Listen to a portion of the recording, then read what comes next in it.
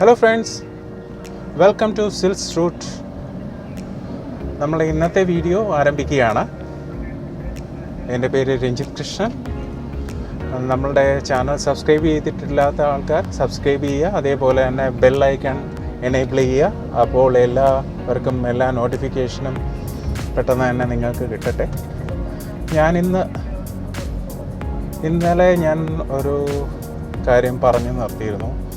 എൻ്റെ വർക്കിനെ കുറിച്ചും കാര്യങ്ങൾ ഡീറ്റെയിൽഡായിട്ട് ഞാൻ പറഞ്ഞിരുന്നു.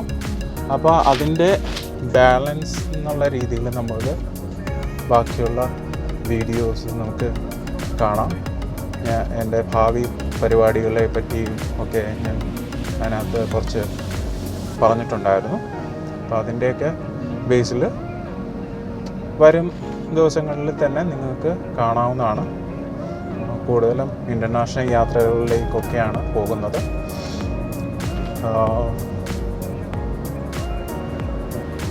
നല്ലൊരു വീഡിയോ ഒക്കെ ചെയ്യാൻ പറ്റുമെന്ന് പ്രതീക്ഷിക്കുന്നു.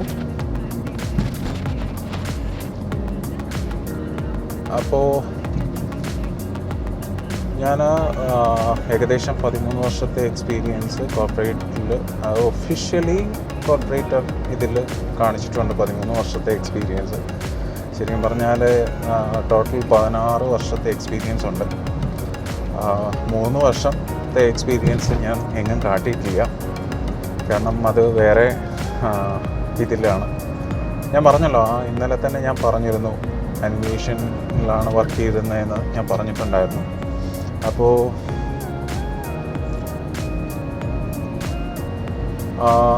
അനിമേഷൻ ഫീൽഡിൽ ഞാൻ ബോംബെയിൽ വർക്ക് ചെയ്തിരുന്നു. ബോംബെയിൽ റിതം ആൻഡ് ഹ്യൂസ് എന്ന് പറയുന്ന കമ്പനിയിലാണ് വർക്ക് ചെയ്തിരുന്നത്. പക്ഷേ 3 വർഷം കഷ്ടിച്ച് മാത്രമേ വർക്ക് ചെയ്തിട്ടുള്ളൂ. അവിടെ വരക്കേണ്ടി വന്നുള്ളൂ. അതിനിടയിൽ റിസഷൻ, ഫസ്റ്റ് ടൈമിൽ റിസഷൻ ഹിറ്റ് ചെയ്ത സമയത്ത് തന്നെ ആദ്യമേ തന്നെ എനിക്ക് ജോലി നഷ്ടപ്പെടുകയുണ്ടായി. അപ്പോൾ അതിനുശേഷം ട്രൈ ചെയ്തിട്ടൊന്നും വലുതായിട്ട് ഒന്നും കിട്ടിയില്ല. പിന്നെ നാട്ടിൽ വന്ന് ട്യൂട്ടറായിട്ട് അടുത്ത് വർക്ക് ചെയ്തു. അത് കഴിഞ്ഞ് ആ കമ്പനിയിൽ നിന്ന് മാറി. അതിനുശേഷം ഫുള്ളി ഫിനാൻസ് ഫീൽഡായിരുന്നു. ഒരു ഡിസൈനിങ് കമ്പനിയിൽ അക്കൗണ്ട്സ് മാനേജർ ട്രെയിനി ആയിട്ട് വർക്ക് ചെയ്തു 2 വർഷം. അപ്പോൾ അത് കഴിഞ്ഞ് പിന്നെ MBA പഠനം. MBA ആദ്യം ഒരു യൂണിവേഴ്സിറ്റിയിൽ രജിസ്റ്റർ ചെയ്ത് പഠിക്കുകയുണ്ടായി. പക്ഷേ അതിൽ വാലിഡിറ്റി കുറവാണ് എന്നുള്ള രീതിയിൽ പറഞ്ഞതുകൊണ്ട് ഞാൻ അവിടെ നിന്ന് മാറി. യൂണിവേഴ്സിറ്റിയുടെ പേരൊന്നും പറയുന്നില്ല, കാരണം സുഹൃത്തുക്കൾ ഇഷ്ടം പോലെ ഉണ്ട് അതിൽ. അപ്പം അവരൊക്കെ വേറെ നല്ല ജോലിയിലൊക്കെ ഇരിപ്പുണ്ട്. ചിലർ പല വേൾഡിൽ എല്ലായിടത്തുമായിട്ട് വർക്ക് ചെയ്യുന്നുണ്ട്. ഇപ്പോഴും നല്ല ആൾക്കാരുമായിട്ട് നല്ല ടേംസ് ആൻഡ് റെഗുലേഷൻ ടേംസും കാര്യങ്ങളും എല്ലാം കൊണ്ടുപോകുന്നു. ഇപ്പം ഞാൻ ആ കോളേജിനെ പറ്റി പറഞ്ഞു കഴിഞ്ഞാൽ അവർ നമ്മളെ എടുത്തിട്ട് അടിക്കും. അപ്പം അത് കഴിഞ്ഞിട്ട് ഞാൻ അവിടെ നിന്ന് വിട്ടതിന് ശേഷം പോണ്ടിച്ചേരി യൂണിവേഴ്സിറ്റിയിലാണ് ചെയ്തത്. ക്യാമ്പസിലായിരുന്നു, പോണ്ടിച്ചേരി തന്നെ.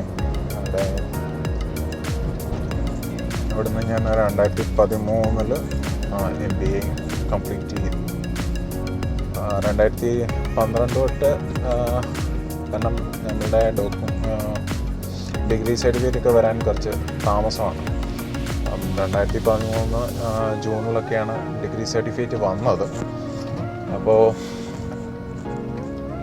2012 തന്നെ കോഴ്സ് കംപ്ലീറ്റ് ചെയ്തു. എക്സാം എല്ലാം എഴുതി. ലേറ്റായിട്ടിരുന്നുകൊണ്ടാണ് നമുക്കത് സഹായിക്കാത്തത്. അപ്പം 2012 ജനുവരി തൊട്ട് ഞാൻ ഒരു ഫിനാൻസ് കമ്പനിയിൽ ഓഡിറ്ററായിട്ട് കയറി. ഓഡിറ്റ് അസിസ്റ്റൻ്റായിട്ടാണ് കയറിയത്. കാരണം നമുക്ക് ഫ്രഷായിട്ട് ആദ്യമേ തന്നെ നമ്മളെ അങ്ങ് എടുക്കത്തില്ല. കാരണം നമ്മൾ ഡീറ്റെയിൽഡായിട്ട് പഠിച്ച് വന്നാൽ മാത്രമേ അവർ സീനിയർ ലെവൽ പൊസിഷനിലേക്കൊക്കെ തരുള്ളൂ. ഞാൻ പറഞ്ഞല്ലോ, ഞാൻ ആരാധിക്കുന്ന പല ആൾക്കാരുടെയും കമ്പനിയുടെ ഓഡിറ്റ് ചെയ്യാനുള്ള അവസരം എനിക്ക് കിട്ടി. അതെൻ്റെ ബോസ് എനിക്ക് തന്നു എന്നുള്ളതിൽ വളരെ സന്തോഷമുണ്ട്. ഇന്ന് കാണുന്ന സൗത്ത് ഇന്ത്യയിലെ സൂപ്പർ സ്റ്റാർസ് എന്ന് പറയുന്ന ആൾക്കാരാണ്. അവരുടെ ഓഡിറ്റിംഗ് ടീമിൽ ഉണ്ടായിരുന്നു എന്ന് വളരെ സന്തോഷപൂർവ്വം അറിയിക്കട്ടെ നിങ്ങളുടെ.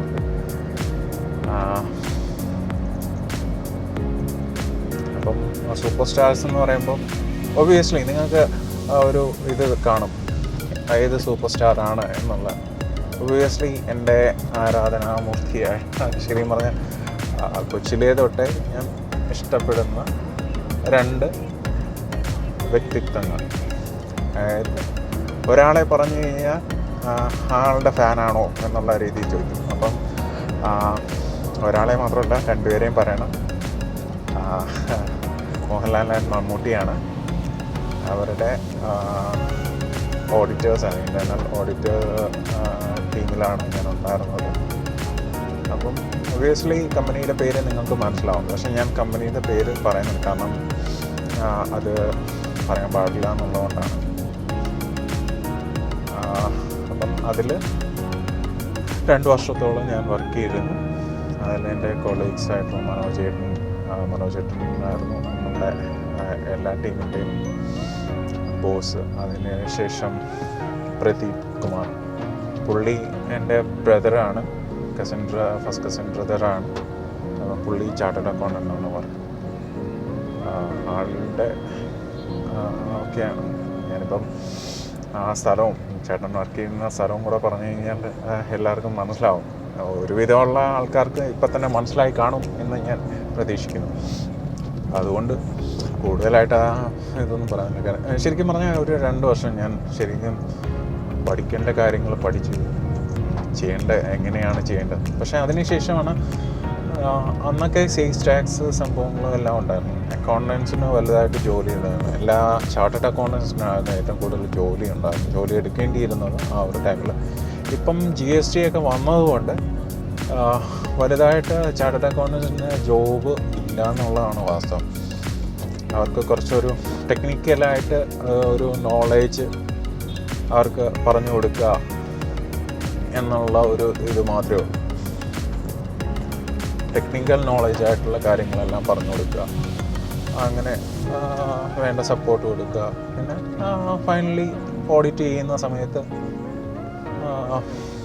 സൈനിങ് അതോറിറ്റി ആയിട്ട് സൈൻ ചെയ്യുക, ആൻഡ് പ്രോജക്റ്റ് റിപ്പോർട്ട് കറക്റ്റ് ചെയ്യുക. അപ്പോൾ അതെല്ലാം നോക്കി പ്രൊജക്റ്റ്, ബാലൻസ് ഷീറ്റ്, അങ്ങനെയുള്ള കാര്യങ്ങളെല്ലാം ചെയ്ത് കൊടുക്കുക എന്നുള്ള ഒരു ഇതാണ് മെയിനായിട്ട് ചെയ്യുന്നത്. അപ്പം അങ്ങനെയുള്ള ഒരു കമ്പനിയിൽ വർക്ക് ചെയ്യാൻ സാധിച്ചു. അതിനുശേഷം ഒരു IT കമ്പനിയിൽ ഫിനാൻസ് മാനേജർ ബിസിനസ് കൺസൾട്ടൻ്റായിട്ട് വർക്ക് ചെയ്യാൻ പറ്റും. അവിടുന്നും ഇട്ടതിന് ശേഷമാണ് ഒരു ഇൻഷുറൻസ് ഫീൽഡിലേക്ക് വന്നത്. അപ്പം ഇൻഷുറൻസ് ഫീൽഡിൽ ഞാൻ പറഞ്ഞല്ലോ, ഒരു ഏകദേശം ഒരു 2006-07 കാലഘട്ടത്തിൽ ഞാൻ financial advisor cum assistant agency മാനേജറായിട്ട് വർക്ക് ചെയ്തിരുന്നു. ഒരു നെതർലാൻഡ് ബേസ്ഡ് ആയിട്ടുള്ള ഒരു കമ്പനി. അതിപ്പം വേറൊരു കമ്പനിയുടെ പേരിലാണ് അറിയപ്പെടുന്നത്. വേറൊരു ബാറ്ററിയുടെ പേരിലുള്ള ഒരു കമ്പനിയാണ് അവരാണ് ഏറ്റെടുത്തേക്കുന്നത്. അങ്ങനെ അവിടെ വർക്ക് ചെയ്തിരുന്നു. അതിനുശേഷമാണ് നമ്മളുടെ ജീവിതത്തിലുള്ള ഉയർച്ചകളും താഴ്ചകളും ഒക്കെ ഉണ്ടായിട്ടുള്ളത്. ഇപ്പോൾ ഇപ്പോഴത്തെ സ്ഥലം എന്ന് പറയുന്നത് നമ്മളെ വഴുതിക്കാടാണ്. ഫോറസ്റ്റിൻ്റെ ഓഫീസാണ് ഇവിടെ വലത്തുവശത്തോട്ട്. ഇടത്ത് സൈഡിൽ ശ്രീമൂലം ക്ലബ്ബ്,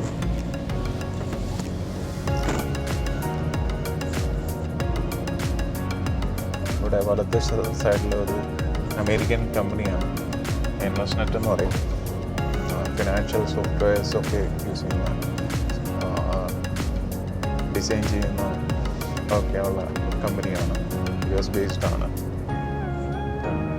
ശരിക്കും പറഞ്ഞാൽ കുറേ ഇൻവെസ്റ്റ്മെൻറ്റിൻ്റെ കാര്യം പറയുമ്പോൾ ഒരു ആർട്ടിക്കിളാണ്. കാരണം കോവിഡ് സമയത്ത് എല്ലാ എംപ്ലോയീസിനും ഏകദേശം 20,000 രൂപയോളം ശമ്പളം കൂടാതെ ഒരു 20,000 രൂപ അലോട്ട് ചെയ്തു എന്ന് പറയുന്ന രീതിയിൽ വാർത്തയൊക്കെ വന്നിട്ടുള്ള പല കമ്പനികളും പൂട്ടിപ്പോകുന്ന അവസ്ഥ പോലും വന്ന സമയത്തും എംപ്ലോയീസിനെ ഒരു എംപ്ലോയീസിനെ പോലും റിസഷൻ പലതവണ ഹിറ്റ് ചെയ്തിട്ടും ഒരു എംപ്ലോയീസിനെ പോലും പിരിച്ചുവിടാതെ അവരെല്ലാം ചേർത്ത് നിർത്തിക്കൊണ്ട് വർക്ക് ചെയ്തിട്ടുള്ള ഒരു കമ്പനിയാണ് ഇൻവെസ്റ്റ്മെൻറ്റ്. പേഴ്സണലി പറയാൻ കാര്യമുണ്ട്, എൻ്റെ ബ്രദറിൻ്റെ മാനേജറാണ്.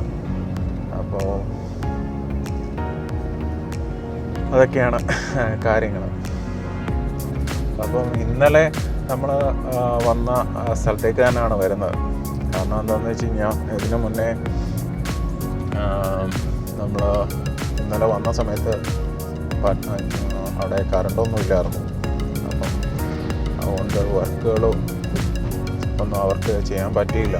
എൻ്റെ പറഞ്ഞ് ഇന്ന് വരും, ഇന്ന് വന്നതിന് ശേഷം നമുക്ക് നോക്കാം എന്നുള്ള രീതിയിൽ പറഞ്ഞു. ഉച്ചയ്ക്ക് ഞാൻ ഇറങ്ങാൻ തുടങ്ങിയപ്പോൾ ഭയങ്കര മഴയായിരുന്നു പണ്ടത്തെ. അപ്പം മഴയൊന്ന് കുറഞ്ഞതിന് ശേഷമാണ് ഞാൻ ഇറങ്ങിയത്. കുറേ കാര്യങ്ങൾ നമുക്ക് ഉണ്ട്, നോക്കാനും ഒക്കെ ഉണ്ട്. എന്താണെന്ന് വെച്ച് കഴിഞ്ഞാൽ നമുക്ക് പെട്ടെന്ന് ഒരിടത്തോട്ട് ഇറങ്ങി പോകാനോ സാധിക്കത്തില്ല. കാരണം ഭാവിയുണ്ട്, ചേച്ചിയുടെ കുഞ്ഞുണ്ട്.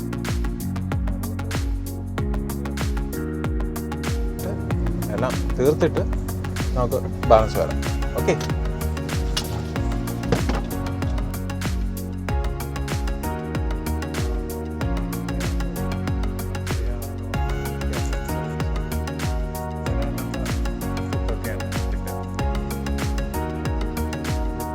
റോഡിൽ നേരെ ശാസ്ത്രങ്ങൾക്ക് റോഡാണ്.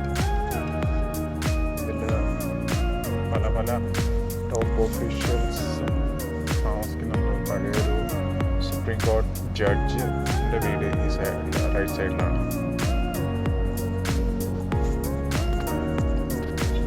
ഈ വലത്തെ സൈഡിൽ കാണുന്നതാണ് ഒരു അൾട്ടോ ഇറങ്ങി വരുന്ന, അത് പഴയൊരു സുപ്രീം കോടതി ജഡ്ജിൻ്റെ വീടാണ്.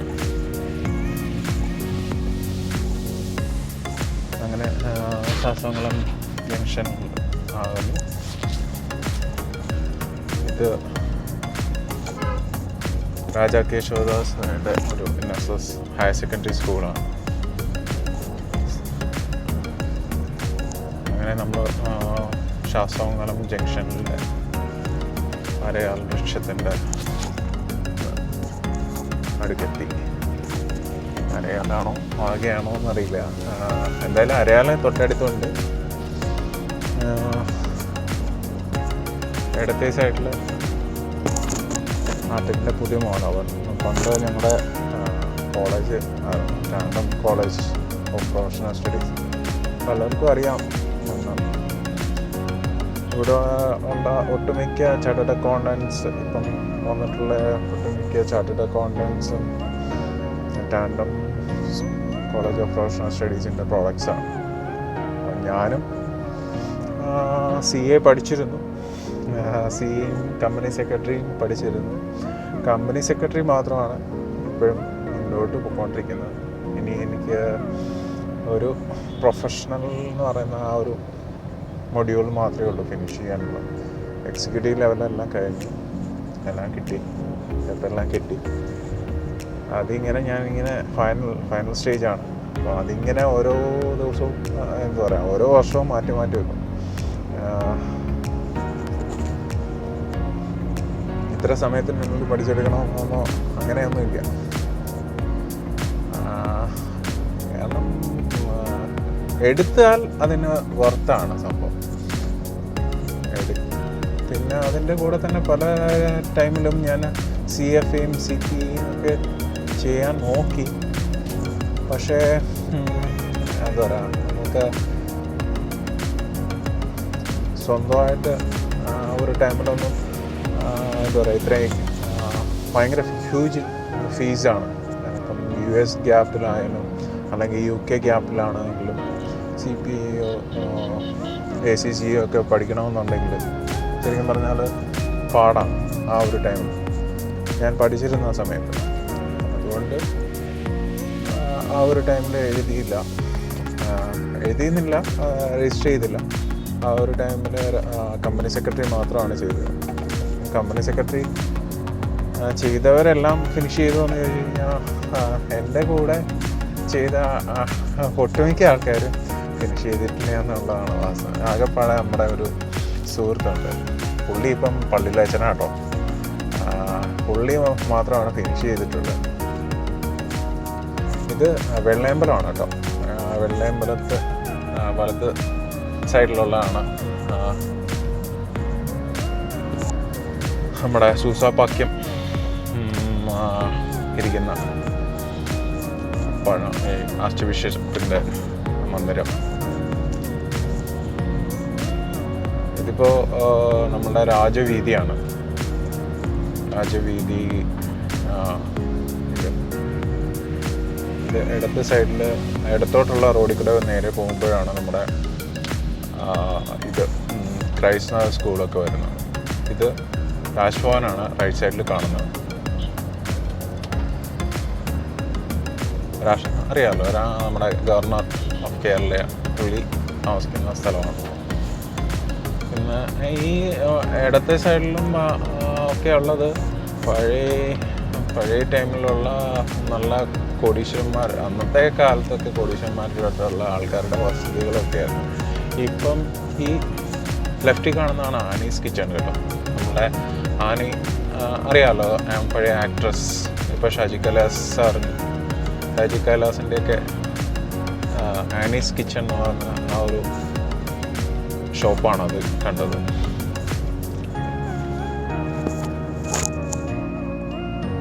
ട്രിവാൻഡ്രത്തെ ഏറ്റവും പ്യൂറസ്റ്റ് ആയിട്ടുള്ള ഡീസൽ പെട്രോൾ കിട്ടുന്ന ഒരു സെൻ്ററായിരുന്നു ഭാരത് പെട്രോളിയമാണ്. ഡയറക്റ്റ് ഭാരത് പെട്രോളിയം നേരിട്ട് നടത്തുന്ന ഒരു പങ്കാണ്. ഇവിടുന്ന് ലെഫ്റ്റ് തിരിഞ്ഞ് പോയാൽ നമ്മുടെ ദേവസ്വം ബോർഡ് ജംഗ്ഷൻ എത്തും. നമുക്ക് ദേവസ്വം ബോർഡ് ജംഗ്ഷനിൽ പോകാം. അവിടുന്ന് വലത്ത് എടുത്തു കഴിഞ്ഞാൽ നമുക്ക് ഒരു റോഡ് ക്ലിഫ് ഹൗസിലോട്ടും ഒരു റോഡ്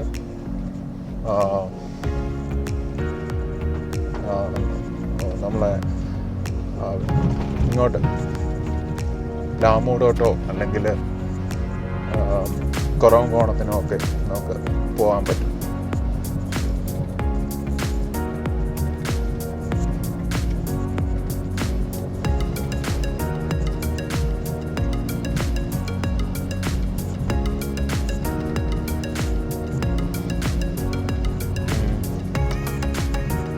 ഇവിടെ വലത്ത് സൈഡിൽ കാണുന്നത് ശിവക്ഷേത്രമാണ്. ഇടത്ത് സൈഡിൽ നിർമ്മലാ ഭവൻ സ്കൂളാണ്. നിർമ്മലാ ഭവൻ സ്കൂളും അതായത് ട്രിവാൻഡ്രത്തെ ഹോളി ഏഞ്ചൽസ് കഴിഞ്ഞാൽ ഏറ്റവും കൂടുതൽ പ്രൈവറ്റായിട്ട് നോക്കുമ്പോൾ അമ്മമാർ നടത്തുന്ന ഒരു സ്കൂളാണ്. അതായത് സിസ്റ്റേഴ്സ്. കാരണം ഞാനൊരു ക്രിസ്ത്യൻ മിഷണറി സ്കൂളിൻ്റെ ഒരു പ്രോഡക്റ്റാണ്. ഇതിപ്പോൾ നാട്ടിലാണെങ്കിൽ തന്നെ ഇവിടുന്ന് വലത്തോട്ടാണ്. ഇവിടെ എല്ലാം ബാരിക്കേഡ് വെച്ച് തടഞ്ഞേക്കാണ് പോലീസുകാർ. അങ്ങോട്ടൊന്നും വിടത്തില്ല. കാരണം അവിടെ ഒരു മുഖ്യമന്ത്രി താമസിക്കുന്നതുകൊണ്ട് അങ്ങോട്ടൊന്നും ആരെയും കടത്തി വിടത്തില്ല. പണ്ടൊക്കെ പോകുമായിരുന്നു കേട്ടോ.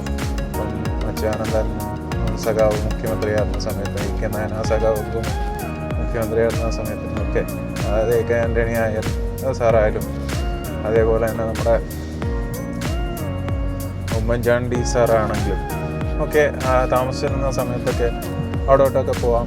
അവിടെ പോയി അവിടെ മുറ്റത്തെ പണ്ട് ഞങ്ങൾ സ്കൂളിലൊക്കെ പഠിക്കുന്ന സമയത്ത് അവിടെ മുറ്റത്തെ ഒരു കണിക്കൊന്നയൊക്കെ ഉണ്ടായിരുന്നു. അപ്പോൾ അവിടെ പോയി ഞങ്ങൾ ഫ്രണ്ട്സ് എല്ലാവരും കൂടെ പോയി ഈ വിഷു ആവുന്ന സമയത്ത് അവിടെ നിന്നാണ് കണിക്കൊന്നയൊക്കെ പറിക്കുന്നത്. അവിടെ ചോദിക്കും, അവിടുത്തെ അമ്മ ഇപ്പം ആൻ്റണി ആളുടെ വൈഫ് എലിസബത്ത് അമ്മയായാലും അവരോടൊക്കെ ചോദിച്ചു കഴിഞ്ഞാൽ അവർ കുറച്ചോളാൻ പറയും.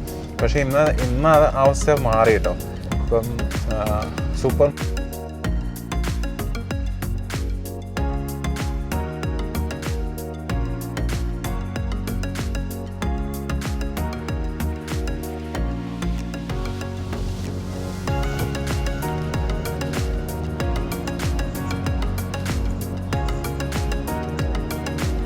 ശരിക്കും പറഞ്ഞാൽ ഞങ്ങളൊക്കെ ഈ നാനാസൊക്കെ ഉണ്ടായിരുന്ന സമയത്തൊക്കെ ഭയങ്കര തമാശയായിരുന്നു. ഇപ്പം നമ്മൾ കൊച്ചു പിള്ളേരെ അവിടെ ചെന്നാൽ തന്നെ ആ ഒരു ടൈമിലൊക്കെ ഭയങ്കര എന്താ പറയുക, നമ്മളുടെ അപ്പൂപ്പനോട് എന്ന പോലെ നമുക്ക് സംസാരിക്കുകയും കാര്യങ്ങളൊക്കെ ചെയ്യുകയൊക്കെ ചെയ്യാം. ഇന്ന അവസ്ഥ ഒത്തിരി മാറി. അന്നത്തെയും ഇന്നത്തെ അവസ്ഥയൊക്കെ കണ്ടു കഴിഞ്ഞാൽ ശരിക്കും കഷ്ടം തോന്നും. കാരണം ആ ഒരു കൊച്ചിലത്തെ അവസ്ഥയൊന്നും കിട്ടത്തില്ല. ഞാൻ പറഞ്ഞില്ലേ, ക്ലിഫ് ഹൗസിൻ്റെ ദേവസ്വം ബോർഡിൽ നിന്ന് വരുന്ന കാറ് വന്നിറങ്ങുന്ന വഴിയാണിത്. ഇത് നല്ലൊരു റൈറ്റ് സൈഡിൽ കാണുന്ന ഒരു ക്ലിഫ് മന്ത്രിമാരുടെ മന്ദിരത്തിൽ നിന്നുള്ള വരുന്ന വഴിയാണ്. ശരിക്കും പറഞ്ഞാൽ ദേവസ്വം ബോർഡിൽ നിന്ന് നേരെ ആ റോഡ് വഴി ഇറങ്ങാമായിരുന്നു. കഴിഞ്ഞ 5 വർഷം മുമ്പ് വരെ ഞങ്ങൾക്ക് കാറോ ബസ്സല്ല, പ്രൈവറ്റ് വെഹിക്കിൾ ഏത് വണ്ടി വേണമെങ്കിലും നമുക്ക് അതുവഴി കൊണ്ടുവരാമായിരുന്നു. ഇപ്പോൾ ഒരു ടോട്ടൽ ഒരു 5 years ആയിട്ട് നമുക്ക് ആ വഴിയോ ഒന്നും യൂസ് ചെയ്യാൻ പറ്റത്തില്ല. ആ ഒരു രീതിയിലാക്കി. എന്താണ് കാര്യം എന്നൊന്നും അറിയത്തില്ല. അതുകൊണ്ട് ഇത്രയും ചുറ്റിയാണ് നമ്മൾ വരുന്നത്.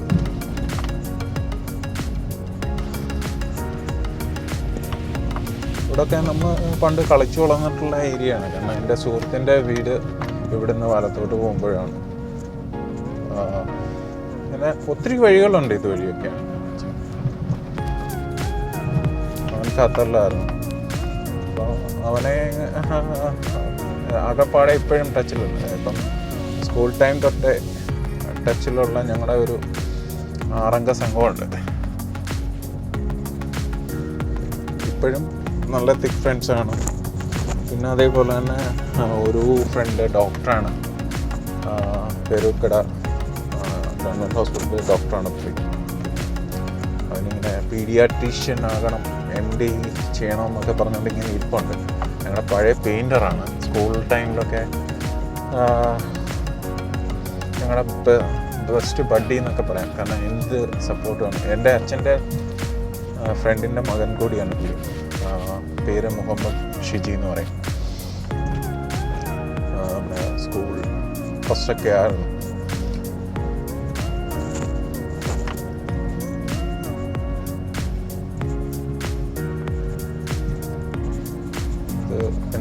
വലത്തെ സൈഡിൽ പെൻറ്റക്കോസ്റ്റൽ മിഷനാണ്. ചെറിയൊരു സംഭവമായിട്ട് സ്റ്റാർട്ട് ചെയ്തതാണ്. ഞങ്ങളൊക്കെ പഠിക്കുന്നത് പറഞ്ഞാൽ ആ ബാക്കിൽ കാണുന്ന ഒരു ചെറിയ ബിൽഡിംഗ് മാത്രമേ ഉണ്ടായിരുന്നു. അപ്പം ഫ്രണ്ടിലോട്ട് എക്സ്റ്റെൻഡ് ചെയ്ത്, ശരിക്കും പറഞ്ഞാൽ ഈ കൊറോണയൊന്നും അഫക്റ്റ് ആയില്ലായിരുന്നു എന്നുണ്ടെങ്കിൽ ഈ ഒരു ടൈമിലൊക്കെ നല്ല തിരക്ക് കാണുന്ന റോഡാണിത്.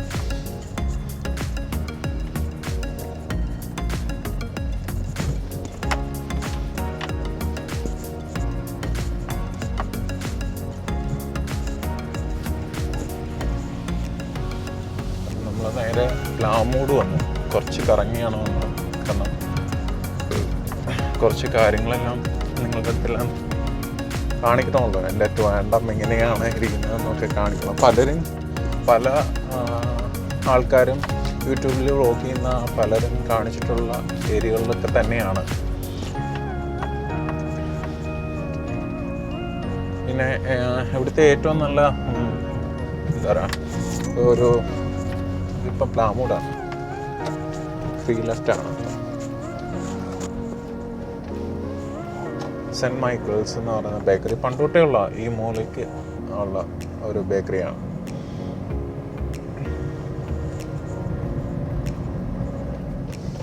ഇപ്പം എലക്ഷൻ്റെ കാര്യങ്ങളൊക്കെ നടക്കുന്നതുകൊണ്ട് ഭയങ്കര ബഹളങ്ങളൊക്കെ നടക്കുന്ന ഏരിയയാണ്. മെയിനായിട്ടുള്ള കുറേ പ്രോഗ്രസ്സൊക്കെ ഉണ്ടായിട്ടുണ്ടെങ്കിൽ തന്നെ ശരിക്കും ഔട്ട്സ്കേർട്ടിലാണ്, ട്രിവാൻഡ്രത്തിൻ്റെ ഔട്ട്സ്കേർട്ടായിട്ടുള്ള ടെക്നോ പാർക്ക്, കഴക്കൂട്ടം ഏരിയകളിലാണ് ഏറ്റവും കൂടുതൽ ഡെവലപ്മെൻറ്റ്സ് വന്നിട്ടുള്ളത്. ഇൻസൈഡ് ദ സിറ്റി വലുതായിട്ടൊന്നും ഡെവലപ്ഡ് ആയിട്ടില്ല. കാരണം ശരിക്കും പറഞ്ഞാൽ നമുക്ക് കുറച്ച് നല്ല രീതിയിലൊക്കെ ചെയ്യാനുള്ള ഇതെല്ലാം ഉണ്ടായിരുന്നു, റിസോഴ്സസ് ഉണ്ടായിരുന്നു. കാരണം നമ്മുടെ പഴയ കാലത്തെ ബിൽഡിങ്ങുകളെല്ലാം അതേ രീതിയിൽ നിലനിർത്തി ഒരു ടൂറിസം പ്രൊമോട്ട് ചെയ്യത്തക്ക രീതിയിലുള്ള കാര്യങ്ങളൊക്കെ ഗവൺമെൻറ്റിന് ചെയ്യാമായിരുന്നു. പക്ഷേ വീതി കൂട്ടുന്നതിൻ്റെ ഭാഗമായിട്ട് നമ്മുടെ പാളയം മാർക്കറ്റ് വരുന്ന ഏരിയകളിലെ പല ബിൽഡിങ്ങുകൾ പൊളിച്ചു മാറ്റുകയുണ്ടായി. അപ്പം വിദേശികൾ അതൊക്കെ കാണാൻ വേണ്ടി വന്ന് അങ്ങനെ ഒക്കെ നമുക്ക് പൈസ ഒക്കെ കൂടുതൽ ഉണ്ടാക്കാറുണ്ട്. പക്ഷെ എന്ത് ചെയ്യാം, നമ്മളുടെ ആൾക്കാർ ഒക്കെ പഴയകാല രാജാക്കന്മാർ ഉണ്ടാക്കിയിട്ടുള്ള കാര്യങ്ങളൊക്കെ തന്നെയാണ് ഇന്ന് ട്രിവാൻഡ്രം സിറ്റിക്കുള്ളിൽ നടത്തിയിട്ടുള്ളത്. അതിൽ കൂടുതലൊന്നും, ആകപ്പാടെ റോഡ് വികസിച്ചു എന്ന് മാത്രം.